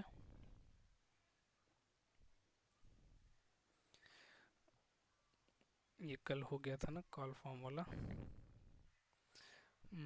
कॉपी पेस्ट, इसका नाम रखते हैं button underscore save and save. ये सेव करेगा, यहाँ जो भी डेटा चेंज किए हो आप उसको सेव करने के लिए भी तो एक चाहिए बटन, है ना। तो यहाँ पे सेव करने के लिए हम लोग पहले क्या लिखते थे, डायरेक्ट अंडर ये लिखते थे कमिट अंडरस्कोर फॉर्म, करेक्ट। तो कमिट फॉर्म करने से वो इम्प्लिसिट अपने आप अपडेट कर देता था, क्योंकि ये डायरेक्टली एक टेबल से अटैच्ड है, करेक्ट। और वो टेबल का हर एक कॉलम इसके हर एक फील्ड से अटैच है। तो जब भी सेव करते थे वो अपने अपने रिस्पेक्टिव कॉलम का वैल्यू अपडेट कर लेता था और कमिट कर देता था। तो हम अगर वैसा ना चाहें, अपना चाहें कि कुछ अलग से प्रोसीजर लिखें और उस प्रोसीजर के थ्रू उसके अंदर हम लोग अपडेट कमांड लिखें या इंसर्ट कमांड लिखें, और वो अपडेट करने से पहले हमें कुछ चीज़ों को वैलिडेट भी अगर करना हो तो वो हम कर सकते हैं। क्योंकि यहाँ पर आप कुछ वैलिडेट नहीं करो, जो है एज इट इज उठ के चला जाएगा टेबल में, है ना। आप तो कुछ अलग से नहीं कर सकते हो। वैलिडेट आप कर सकते हो जब आप वो डेटा इंटर कर रहे हैं तब। उसके अलावा भी बहुत तरीका वैलिडिटी होता है। मान लो यहाँ सैलरी बोल रहा है, तो आप यहाँ क्या वैलिडेट करोगे, अधिक से अधिक यही वैलिडेट करोगे कि कैरेक्टर वैल्यू ना डाले, नंबर डाले, इससे ज़्यादा तो कुछ नहीं कर सकते। लेकिन क्या ऐसा भी तो हो सकता है कि यहाँ पे हम चेक कर सकते हैं कि वो सैलरी जो है उस बंदे का उसके डेजिग्नेशन के हिसाब से कहीं बहुत अधिक तो नहीं डाल दिया गलती से। तो वो सारी चीज़ें, या फिर और भी उसका जो डिपार्टमेंट है, क्या डिपार्टमेंट अन्य डिपार्टमेंट को ऐसा तो नहीं डाल दिया जो इसमें नहीं है। या फिर उसका जो जॉब आईडी है उसका उस डिपार्टमेंट से कोई लेना देना नहीं है। मान लो वो टेक्निकल बंदा है, उसका जॉब आईडी, लेकिन उसका डिपार्टमेंट डाल दिया एचआर, तो that is also not good. HR यहाँ डालेंगे तो वो तो एक वैलिड वैल्यू है एज पर डेटा, लेकिन हमारा प्रोसेसिंग के लिए फिर जब हम, तो इसलिए हम लोग यहाँ सेव बटन में यूजुअली बहुत जगह यहाँ से सेव नहीं होता है, बहुत जगह लोग अलग से रखते हैं और उसके अंदर बहुत तरह का वैलिडेशन करते हैं फिर फाइनली सेव करते हैं, है ना। तो इसके अंदर आप ऐसा लिख सकते हो कि एक प्रोसीजर कॉल कर सकते हो कि मान लो कि PR_सेव करके, है ना। बस एक प्रोसीजर ऐसे कॉल कर दिए, ख़त्म। अब ये प्रोसीजर को आप यहाँ पे एक प्रोसीजर लोकल बना लो, चाहे तो डीबी में भी बना सकते हैं। तो पहले फिर लोकली बनाते हैं, एक ही बात है। PR_सेव करके एक प्रोसीजर बन गया, है ना। अब यहाँ पे आप तरह तरह का वैलिडेशन लगा सकते हो कि select average underscore salary into V_AVG_sal from employee_image where department_id equals to, जो हमारे फील्ड में डिपार्टमेंट है ना, department_id। तो यहाँ पे जो फील्ड में उसने डिपार्टमेंट डाल के रखा है, 90 30 कुछ भी, है ना, तो उस डिपार्टमेंट का एवरेज सैलरी क्या है, करेक्ट। तो वो हम यहाँ से निकाल के देख सकते हैं और फिर उसको वैलिडेट करेंगे कि यहाँ इंटू हटा देते हैं। अच्छा, यहाँ पे मुझे वैल्यू डालना पड़ेगा, लेट से 30। तो ये एवरेज सैलरी ये है उस डिपार्टमेंट का। फिर उसके बाद जब ये वैल्यू आ जाएगा तो आप चेक करोगे कि इफ़ सैलरी, जो आपका फील्ड वैल्यू है, सैलरी ग्रेटर देन इस वाले उसके एवरेज सैलरी से ज़्यादा है क्या, देन आप मैसेज दिखा सकते हो कि सैलरी इज मच हायर, है ना। तो वो सेव नहीं होगा, है ना। और एल्स आप यहाँ पे अपडेट कमांड लिख सकते हो। तो ऐसा हम लोग, ये सिर्फ एक कंडीशन है, ऐसा ऐसा मतलब बहुत कुछ हो सकता है, बहुत सारा वैलिडिटी होता है रियल टाइम में। ये जस्ट एक नमूना है और कुछ नहीं। तो यहाँ पे आप यहाँ पर मैनुअली अपडेट कमांड लिख सकते हो ना, अपडेट एम्प्लॉय इमेज सेट, सारे फील्ड को अपडेट करना है, करेक्ट। तो first underscore name equals to first name comma last, last name equals to जो जो फील्ड का रिस्पेक्टिव है, ऐसे ऐसे करके आप डाल सकते हो जितना डालना है। ईमेल इक्वल्स टू ईमेल, उसी तरह सैलरी इक्वल्स टू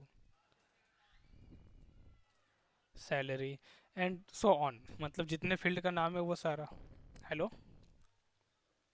ठीक है। तो ये तो सैंपल के लिए मैंने चार ही डाला। आवाज़ आ रही है? हाँ। तो ये सैंपल के लिए चार ही, बाकी आपको यहाँ सारे फील्ड का नाम लिखने हैं जो भी स्क्रीन पे है, तभी तो उतना टाइम जाएगा लिखने में, इसलिए मैं लिख नहीं रहा हूँ।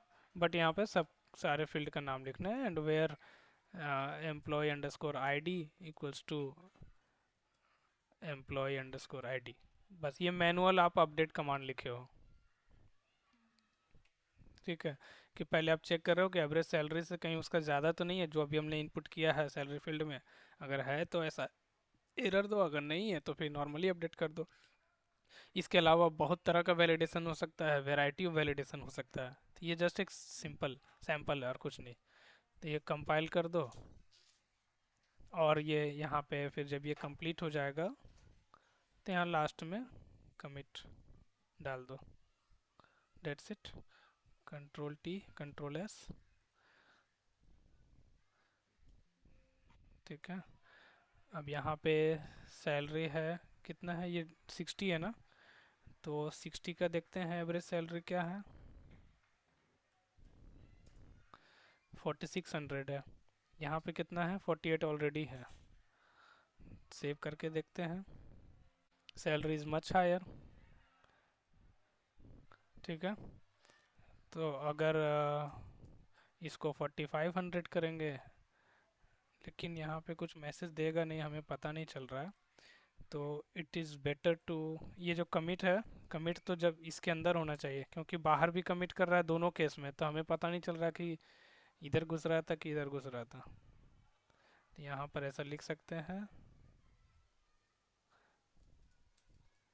अपडेटेड सक्सेसफुली, और लास्ट में कमिट। जब ये हो तो कमिट ना हो, क्योंकि कमिट करके क्या फ़ायदा, ठीक है। तो फिर से देखते हैं, अच्छा 4800 ही करके देखते हैं। तो इस बार देखो सैलरीज मच हायर, वो कमिट का एरर नहीं आया ट्रांजैक्शन कंप्लीट वाला।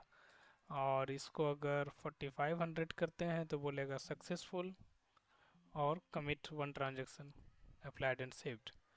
अब इसको F4 करते हैं और इधर आकर के देखते हैं, यहाँ पे हो ही गया होगा। फिर से यहाँ करते हैं तो पता चल ही जाएगा, 4500 अपडेट हो गया। तो इस तरीके से कर सकते हैं, ठीक है। अभी ये प्रोसेसिंग का पार्ट हो गया। अब इसमें जब भी ये तो लेट से कि अब हमको इसके अंदर कोई DDL कमांड एग्जीक्यूट करना है, ठीक है।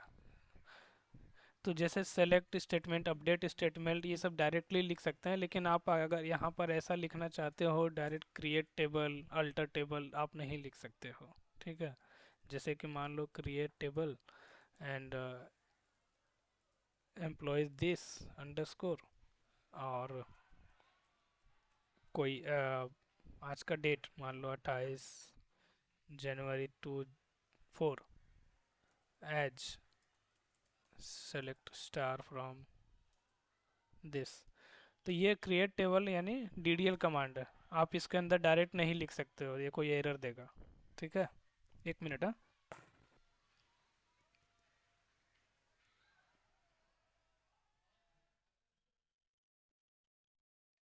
तो आपको अगर ऐसा मतलब DDL कमांड्स को रन करना है तो आप ऐसे नहीं कर सकते, उसके लिए आपको यहाँ पर लिखना पड़ेगा एग्जीक्यूट इमीडिएट और एक तरह से डायनेमिक। ओके, ऐसा।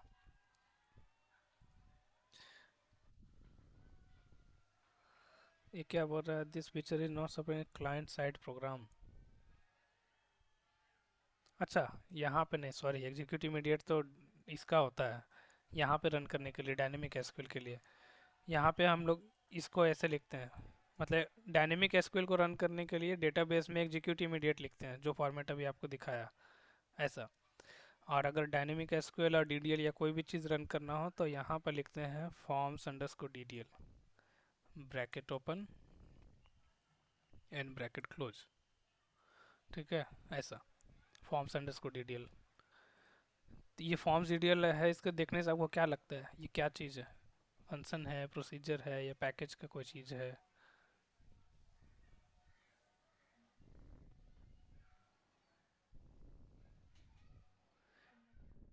क्या क्या?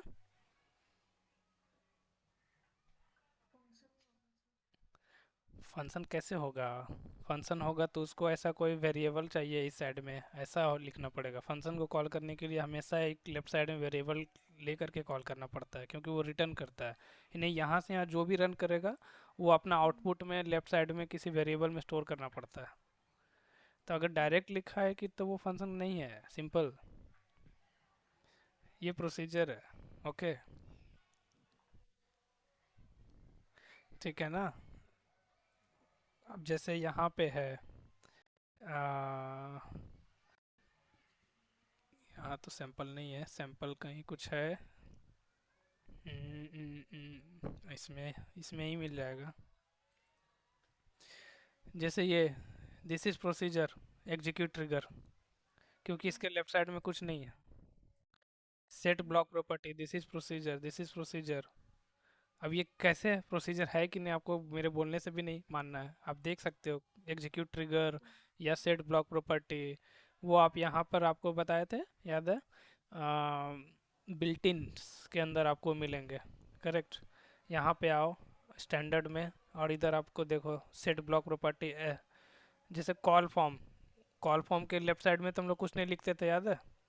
तो ये देखो प्रोसीजर है यहाँ पे, क्योंकि यहाँ पर रिटर्न टाइप कुछ नहीं लिखा है। जहाँ फंक्शन होगा ना वहाँ लिखेगा रिटर्न, देखो यहाँ रिटर्न लिखा हुआ है, तो ये फंक्शन है। यहाँ रिटर्न लिखा हुआ है ब्रैकेट के बाद। तो जहाँ भी रिटर्न नहीं लिखा हुआ है, ऑल दोज आर प्रोसीजर्स। तो आपका सेट ब्लॉक प्रॉपर्टी था ना अभी, तो एस पे आते हैं, या get block property, set block property, तो वो सब प्रोसीजर्स। गेट वाला फंक्शन होगा क्योंकि वो रिटर्न करता है, करेक्ट, याद है? गेट ब्लॉक प्रॉपर्टी स्टेटस में हमको रिटर्न करता है वो ना, कि ब्लॉक का स्टेटस चेंज है कि न्यू है। तो चलो पहले गेट वाला ही देखते हैं, गेट बी। गेट बी ऊपर होगा ना, देखो यहाँ गेट ब्लॉक प्रॉपर्टी है, ये देखो रिटर्न रिटर्न रिटर्न, ये ना। जो भी गेट वाले हैं, गेट मतलब वो कुछ ना कुछ वैल्यू दे रहा है हमें, तो वो रिटर्न है। और सेट मतलब कि हमें वो रिटर्न दे नहीं रहा, वो सिर्फ प्रोसेसिंग का काम कर रहा है। सेट के जगह पे अभी हमने देखा, अभी set block property default where. तो यहाँ पर अगर एस के पास आए पी, तो यहाँ देखो सेट ब्लॉक प्रॉपर्टी, यहाँ रिटर्न रिटर्न नहीं लिखा हुआ है। क्लियर? उसी तरह हाँ, सिंपल है, फंक्शन है तो उसको कोई वेरिएबल में स्टोर करना पड़ेगा जो भी वैल्यू रिटर्न करता है वो। ठीक है, उसी तरह एग्जीक्यूट ट्रिगर आपको बताए थे, तो ई में मिलेगा। एग्जीक्यूट क्वेरी भी है, तो ये देखो फंक्शन नहीं है, प्रोसीजर है। ठीक है, एनीवे इसमें सर्च करना पड़ेगा। तो वो आप समझ गए। तो अभी मैंने क्या लिखा था वहाँ पे, फॉर्म्स अंडरस्कोर डीडीएल ना, फॉर्म्स अंडरस्कोर डीडीएल फंक्शन है कि प्रोसीजर है, वो भी यहाँ मिलेगा एफ से, FOR। ये देखो फॉर्म्स अंडरस्कोर डीडीएल, यहाँ पर रिटर्न टाइप नहीं लिखा हुआ है। और इसके अंदर क्या है, इनपुट पैरामीटर में स्टेटमेंट, कभी भी आपको याद रहे नहीं कि अंदर में क्या पास करना है। और वो जो पास करेंगे वो किस तरह का वैल्यू है, जो वर्कर है, वर्कर मतलब सिंगल कोट में वैल्यू पास करना है आपको, है ना?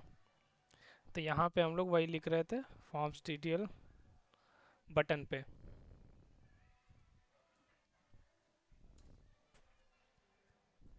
ठीक है, अरे नहीं, पी आर सेव में थे ना हम लोग। बट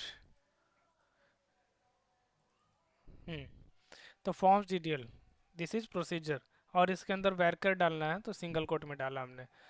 तो ये जब स्टेटमेंट रन होगा तो एक टेबल बन जाएगा इस नाम से। ओके। तो यहाँ पे अगर इसको अगर आप रन करो यहाँ पर, तो ये पहले चेक कर लो कि आपको डाउट है, अगर तो ऐसा रन करो। देखो ये टेबल क्रिएटेड। अब इस टेबल से रन करो, select star from this table, तो हमें डेटा मिल जाएगा और टेबल बन गया। ठीक है।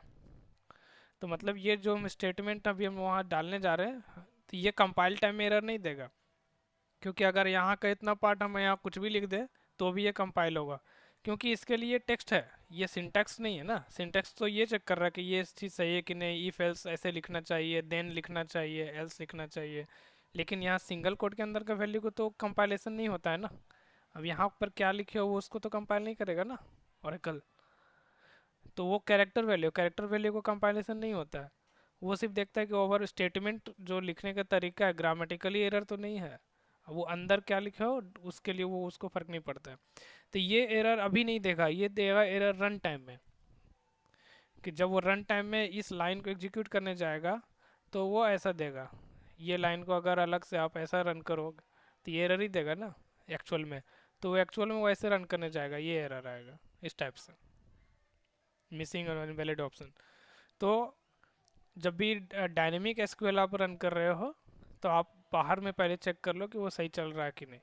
एग्जैक्ट वही लाइन को फिर उसके अंदर डाल दो।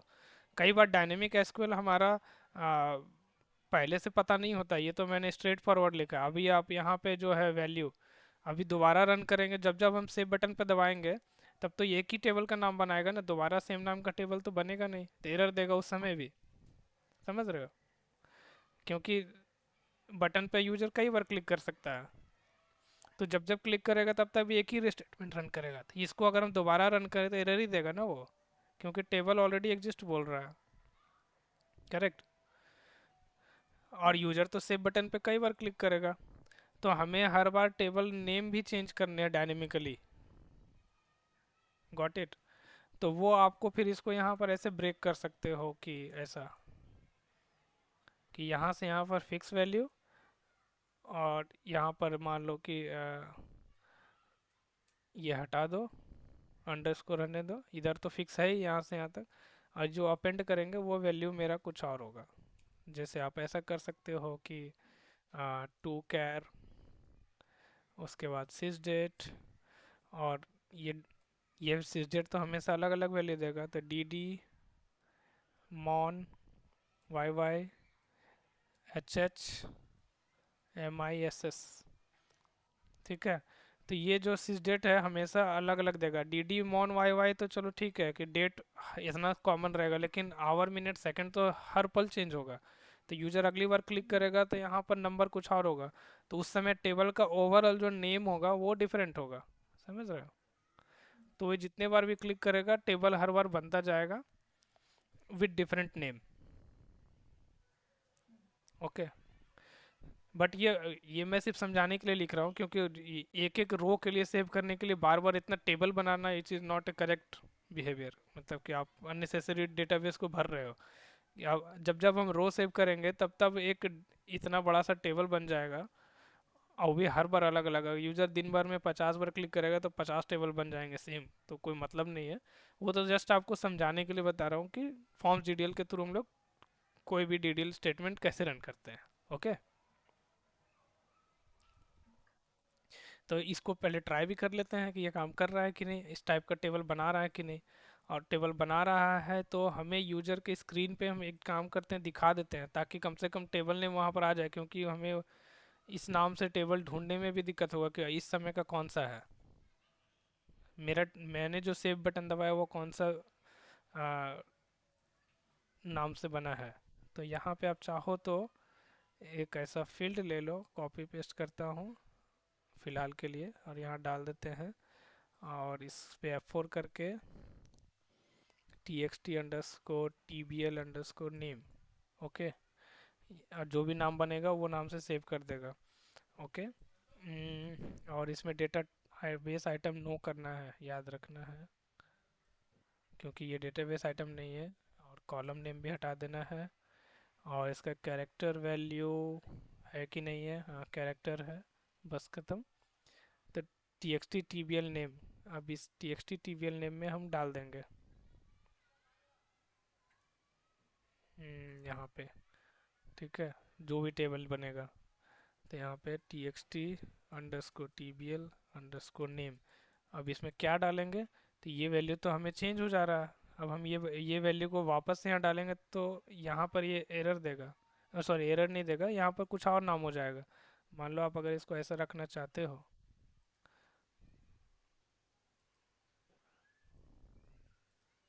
तो विच इज़ रॉन्ग, क्योंकि आप डाले तो वही हो जो मेथड ऊपर डाले हो, तब तो यहाँ सेम नाम मिल जाना चाहिए मुझे, है ना। लेकिन ये डिफरेंट हो सकता है, क्योंकि ये लाइन पे जब रन कर रहा होगा तो उस समय सेकंड का वैल्यू कुछ और होगा। यहाँ पर जब हम ये वैल्यू इसको फिर से दे रहे हैं कि ये टेबल बन गया है, तो एक सेकंड आगे बढ़ गया होगा, तो हमें लगेगा कि इस नाम से बना है। समझ रहे हो, यानी टेबल नेम हमें ऐसा मिल सकता है, अंडरस्कोर क्या है, D D mon Y Y Y है ना। तो डी डी मतलब आज हो गया 28, मॉन मतलब जे ए एन, और फिर 24, फिर आवर हो गया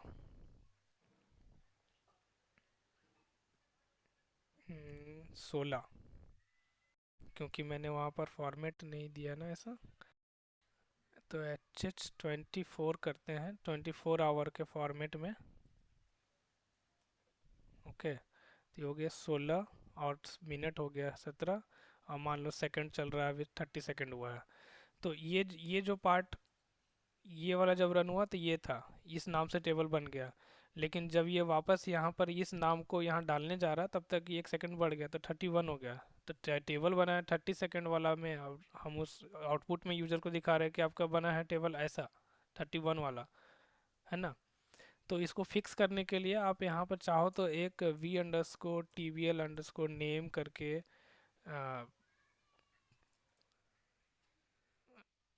वेरिएबल में पहले स्टोर कर लो वैल्यू, ठीक है।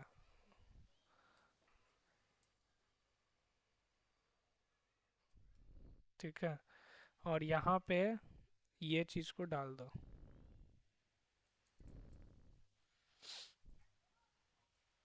ऐसा, ठीक है। अब क्या हुआ कि एक बार इसमें चला गया वैल्यू जो भी जाना था, 30 या 31, वाट एवर इट इज। इसको ऐसे कॉपी करो और यहाँ से हटा दो, क्योंकि वो हम वहाँ से दे रहे हैं इसको, और ये भी हटा दो ऐसा। तो क्रिएट टेबल, और टेबल नेम में ये पूरा पार्ट रिप्लेस होगा, और फिर एज, और सेम नाम आप यहाँ पे भी ऐसे डायरेक्ट वेरिएबल के वैल्यू डाल दो, क्योंकि अब तो ये फिक्स हो गया, अब इसमें जो वैल्यू चला गया तो चला गया, वो बार बार चेंज नहीं होगा।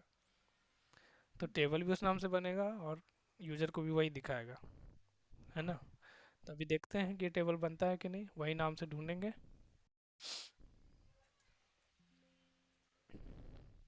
सेव करते हैं, यहाँ टेबल बन गया।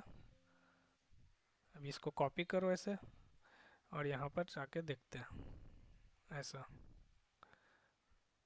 रन करते, देखो रन हो गया, है ना। तो इस तरीके से डीडीएल भी बना सकते हैं।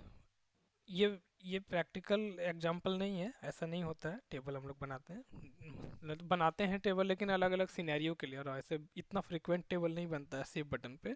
ये सिर्फ समझाने के लिए है कि हम लोग बनाते कैसे हैं। हाँ, कभी भी कहीं भी क्रिएट कर सकते हैं, प्रोसीजर पे कहीं भी कर सकते हैं, जहाँ भी आपको कोड लिखना है लिख सकते हो, बस ये ऐसे लिख सकना है, फॉर्म जीडीएल, फॉर्म जीडीएल लिखना है। और अगर आपको ये इसके अंदर कोई प्रोसीजर है और यहाँ पे आपको टेबल बनाना है, तो फॉर्म जीडीएल के जगह पे बस सब कुछ वही रहेगा, यहाँ पर आगे में एग्जीक्यूट इमीडिएट लिखना होगा, बाकी सब कुछ सेम रहेगा। मतलब यही प्रोसीजर को अगर हम चाहें तो डीबी लेवल पे भी बना सकते हैं, ठीक है। अब चलो डीबी लेवल पे भी बनाते हैं और उसको कॉल भी करते हैं, ठीक है, ये समझ लो कैसे करते हैं। अब डीबी लेवल पे क्या होगा, डीबी लेवल पे तो डायरेक्टली ये फील्ड यहाँ एक्सेसिबल नहीं है, करेक्ट। ये टी एक्स टी, ये टी एक्स टी, ये टी एक्स टी, ये टी एक्स टी, ये सब इसको वैल्यू कैसे मिलेगा? यहाँ पे उसको पैरामीटर के थ्रू मिलेगा, है ना। तो चलो डीबी लेवल पे बनाते हैं, और ये पी आर सेव को हम उड़ा देते हैं, गायब। ठीक है। अब पी आर सेव बन गया यहाँ पे। तो यहाँ पे बनाने से पहले आगे लिख देते हैं क्रिएट। और आपको जो जो चीज़ यहाँ पे ज़रूरत पड़ रहा है, जो होस्ट वेरिएबल था, होस्ट वेरिएबल मतलब जो जो फील्ड का नाम था, वो उतने नाम आपको यहाँ पे इनपुट पैरामीटर लेने होंगे। ठीक है, ब्रैकेट के अंदर, जैसे हम लोग फंक्शन में लिए थे। तो मान लो कि कुछ भी नाम रख सकते हैं, जरूरी नहीं कि वही नाम रहे, लेकिन यूजुअली हम उस टाइप से नाम रखते हैं ताकि हमें पता चले कि कौन सा पैरामीटर का मतलब क्या है, और उसका डेटा टाइप। एक पैरामीटर बन गया। सेकंड पैरामीटर क्या है? First name. तो पी अंडरस्कोर फर्स्ट नेम, और वैरकर टू। और वैरकर टू में यहाँ पर साइज नहीं देना होता है पैरामीटर में, सिर्फ टाइप होता है। ओके। फिर यहाँ पे P underscore last name, varchar two. आप जितना भी लेना है ज़रूरत ले सकते हो। तो हम लोग तो यहाँ पर चार ही पांच को अपडेट कर रहे हैं। रियल में आपका आपका आपका जो फॉर्म है, यहाँ जितने फील्ड्स हैं सब लेने पड़ेंगे, क्योंकि सबको अपडेट करना है ना। यूजर इसको भी तो अपडेट कर सकता है, इसको भी कर सकता है। तो वो तो मैंने एग्जांपल के लिए तीन चार ही लिया है। ठीक है। उसी तरह ईमेल है, तो पी अंडरस्कोर ईमेल, ये भी वेर कर टू है। एंड सैलरी है, तो पी अंडरस्कोर सैलरी, ये है नंबर। और कौन सा? एक दो तीन चार, ये पाँच, पाँच मैंने ले लिया है। और छठा क्या है? डिपार्टमेंट भी है, तो पी अंडरस्कोर डिपार्टमेंट। और सीक्वेंस कोई भी किधर भी हो सकता है ना। इसको कट करके मैं इधर बीच में रखूँ, पहले ईमेल लिख दूँ, डेट इज़, वो फ़र्क नहीं पड़ता। डिपार्टमेंट क्या है? वो भी नंबर है। और एक बचा है टी एक्स टी वाला,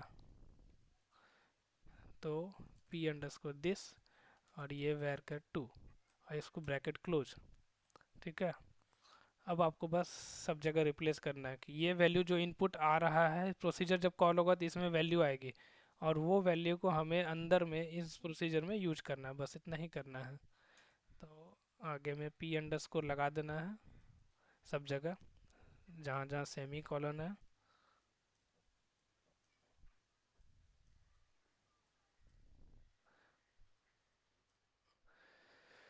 हो गया। अब यहाँ फॉर्म जीडीएल नहीं होगा, यहाँ पे हो जाएगा।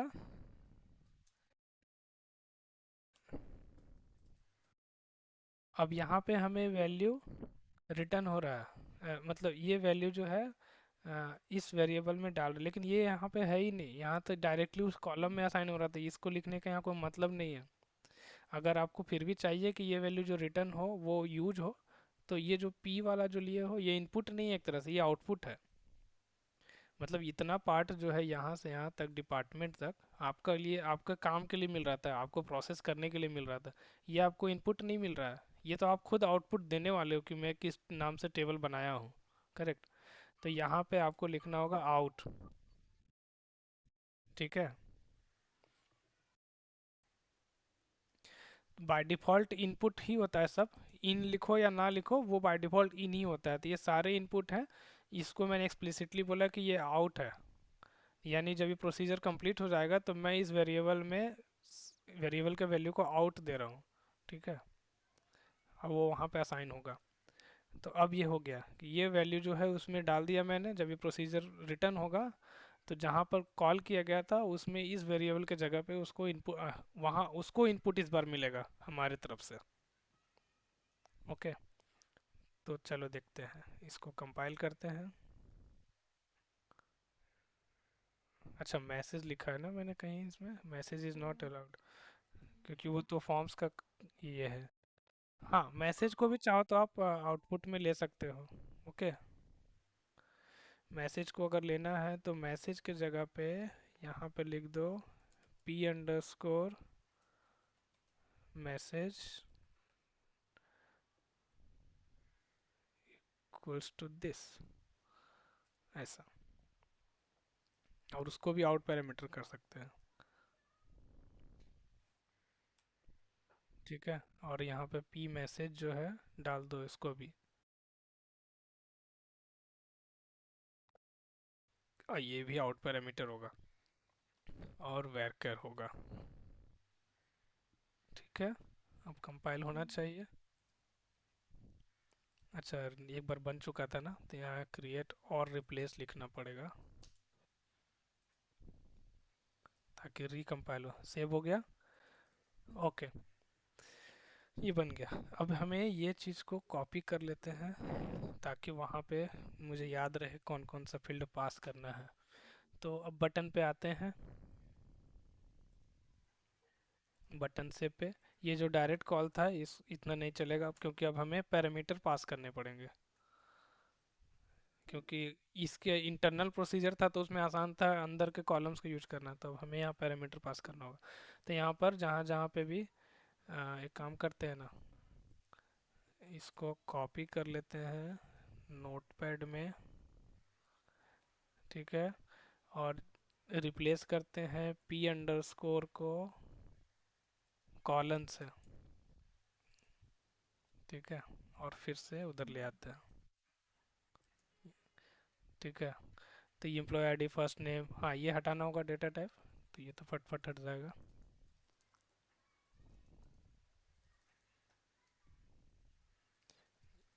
ये सब हट जाएगा। हाँ, ये मैसेज नहीं हटेगा। तो मैसेज के जगह पे यहाँ पे आपको कॉल करने से पहले एक वेरिएबल लेना पड़ेगा जो उस वैल्यू को रख सके। ठीक है, तो वी अंडरस्कोर मैसेज वेर कर 200 बिगिन एंड, और यहाँ पर आप लिखो मैसेज, और इसके अंदर वी मैसेज, और ये वी मैसेज ऐसा। अभी समझ में आया? ये तो इनपुट यहाँ से यहाँ तक इनपुट पैरामीटर है। ठीक है, जो इस प्रोसीजर में पास हो जाएगा। जब ये प्रोसीजर कॉल होकर के वापस आएगा तो वो हमें यहाँ पे वैल्यू देगा। तो यहाँ वैल्यू देगा तो ये तो हम डायरेक्टली कोई वेरिएबल में ले, यहाँ पे डायरेक्ट फील्ड में हम अटैच कर देते, ये दोनों एक ही काम हुआ। करेक्ट, ये फील्ड में चला ही जाएगा, फील्ड है इसका डेडिकेटेड। लेकिन मैसेज के लिए तो कोई फील्ड नहीं है, मैसेज तो हमको अलग से कॉल करना है, तो एक वेरिएबल में स्टोर कर लिया। यानी इस वेरिएबल में वो वैल्यू को स्टोर कर देगा जब रिटर्न करेगा तो, और वो वेरिएबल को फिर हम अलग से फिर मैसेज में दिखा देगा। तो मेरा पर्पस सेम हो गया। तो अभी आप समझे कि लोकल प्रोसीजर में भी बना सकते हैं कैसे, और अगर उसी को हमको डीबी में करना है तो कैसे करेंगे।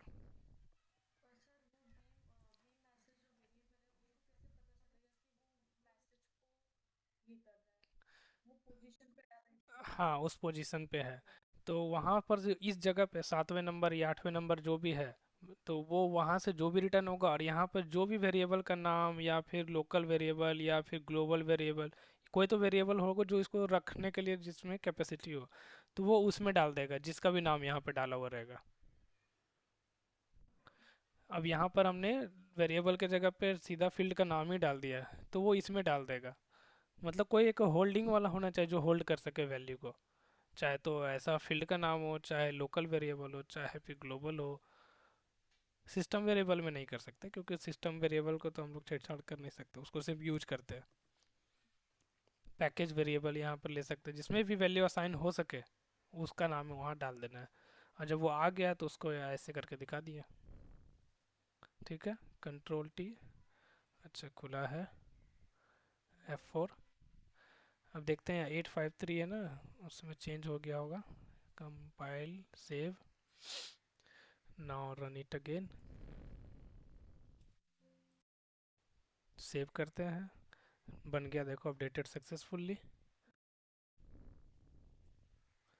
क्योंकि इस बार मेरा फॉर्म लेवल पे नहीं था, मैंने इसको कॉल किया पीआर सेव को, तो उसने फिर भी बनाया, और जैसा फंक्शनैलिटी था मेरा फंक्शनैलिटी ब्रेक भी नहीं हुआ।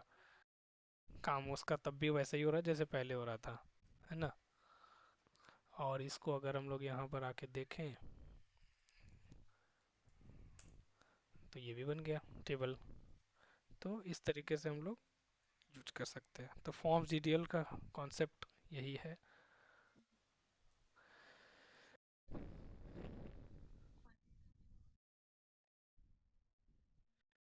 चलेगा चलेगा, ऐसे भी हम इतना सारा आज हो भी नहीं पाएगा।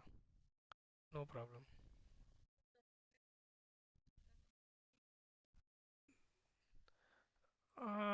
ऐसा फिर उसमें फिर जिसमें भी घुसेंगे उसमें टाइम लगेगा ही।